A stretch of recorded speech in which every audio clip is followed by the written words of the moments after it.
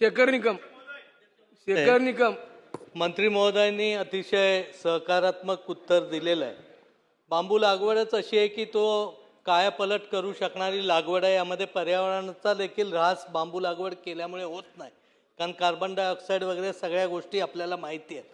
मी या निमित्ताने अध्यक्ष महोदय एवढंच सांगेन की आसाम राज्यामध्ये ज्या पद्धतीने आपण BNC मध्ये PW डिपार्टमेंटमध्ये 10% बांबूचं प्रोडक्शन आरक्षित करून ते घेण्याचं धोरण निश्चित केलेलं आहे, त्या पद्धतीने आपण धोरण एखादं निश्चित करणार का? आपल्याकडे जे शासकीय फर्निचर आपण केलं जातं त्याच्यामध्ये आपण काही 10% बांबूचं फर्निचर कंपल्सरी घेण्याबाबतचं काही धोरण करणार का? आणि CRZ मध्ये जी काय हॉटेल व्यवसाय होतात तिथं बाहेरचं तंत्रज्ञान आणलं जातं, तिथं जर तुम्ही बांबूचं कंपल्सरी केलं तर बांबू लागवडीला त्या माध्यमातूनही चालना मिळेल.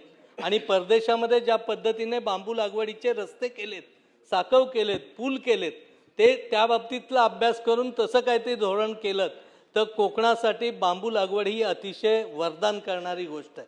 कारण कुडाळमध्ये याचे प्रायोगिक बऱ्याच गोष्टी झालेल्या आहेत.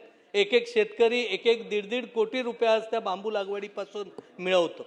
पण हे सगळं करत असताना आज आपल्या राज्यामध्ये बांबूच्या रोपाची नर्सरी नाही, ती वन विभागाकडे पण तेवढ्या ताकदीची नाही. जिथं कुठं आहे त्याच्याकडूनच ती रोपं घ्यायची कंपल्शन केलं जातं आणि ते 7 रोपाचं रोप 25 रुपयापर्यंत घ्यावं लागतं. तर ह्याबाबत देखील आपलं स्पष्ट धोरण कुठंतरी निश्चितपणे होणं गरजेचं आहे. अध्यक्ष महोदय, या ठिकाणी माननीय सदस्य निकम यांनी नमूद केल्याप्रमाणे बांबू काय विदर्भामधलंच पीक नाहीये. बांबू हे कोकण, पश्चिम महाराष्ट्र, विदर्भ, मराठवाडा, खानदेशामधले कुठल्याही जागेमध्ये बांबू निर्माण होऊ शकतो.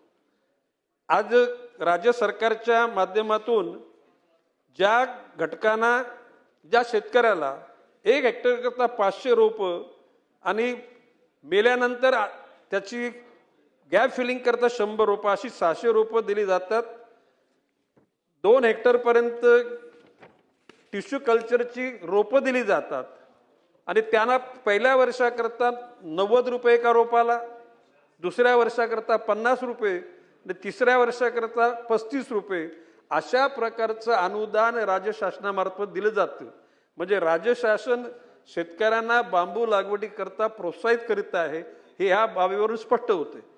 भविष्यकाळामध्ये कोकणामध्ये सुद्धा अशा प्रकारच्या बांबू लागवडीकरता शेतकऱ्यांमध्ये जागृती निर्माण केली जातील आणि विविध कृषी विभागामार्फत आणि पर्यावरण विभागामार्फत आणि वन विभागामार्फत संयुक्त प्रयत्न केले जातील, असं मी शेखरजी निकम यांना आश्वस्त करतो.